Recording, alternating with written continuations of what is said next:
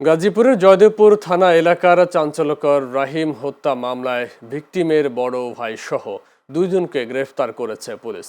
গত ২৬শে ফেব্রুয়ারি বিকে বাড়ি পদ্মপাড়া এলাকায় শাল বনের ভেতর থেকে অর্ধগলিত মরদেহ উদ্ধার করে পুলিশ। পরে পরিবারের সদস্যরা পোশাক দেখে মরদেহ শনাক্ত করেন। এই ঘটনায় রাহিমের বাবা নুরুল ইসলাম সদর থানায় সাধারণ ডায়েরি করে তদন্তে নামে পুলিশ। তথ্য প্রযুক্তি ও গোপন সংবাদের ভিত্তিতে ৩রা মার্চ ভোরে মির্জাপুর এলাকা থেকে ভিকটিমের বড় ভাই আলামিন হোসেন ও তার সহযোগী আশিক আহমেদকে গ্রেফতার করা হয়। পুলিশ জানায়, মোবাইল ফোন কেনা নিয়ে পারিবারিক বিরোধের জেরে আলামিন তার বন্ধুকে নিয়ে রাহিমকে বনে ডেকে নেয়। সেখানে মাফলার দিয়ে গাছে বেঁধে এবং মুখে স্কচ টেপ পেঁচিয়ে ভয় দেখানোর এক পর্যায়ে গলা টিপে হত্যা করা হয়। পরে লাশ গুমের উদ্দেশ্যে মাটি চাপা দেওয়া হয়। গ্রেফতারকৃত দুই আসামি আদালতে স্বীকারোক্তিমূলক জবানবন্দি দিয়েছে। এই ঘটনায় জড়িত অন্যদের গ্রেফতারে অভিযান অব্যাহত রয়েছে।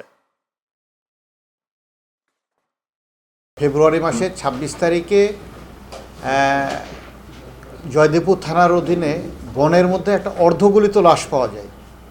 এই অর্ধগলিত লাশটা পাওয়ার পরে তখন আমরা আমাদের টিম, জেলা পুলিশের জয়দেবপুর থানার একটা চৌকস টিম ওইখানে অভিযানে নামে।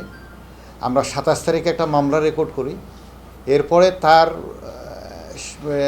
পরিহিত বস্ত্র দেখে তার বাবা নুরুল ইসলাম শনাক্ত করে যে এটা আমার ছেলে আব্দুর রহিম।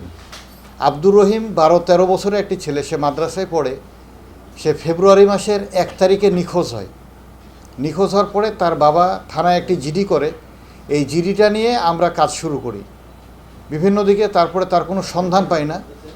পরবর্তীতে প্রায় ২৬ দিন পরে, অর্থাৎ ফেব্রুয়ারি মাসের ২৬ তারিখে তার অর্ধগলিত লাশ পাওয়া যায়, মাটি চাপা দেওয়া।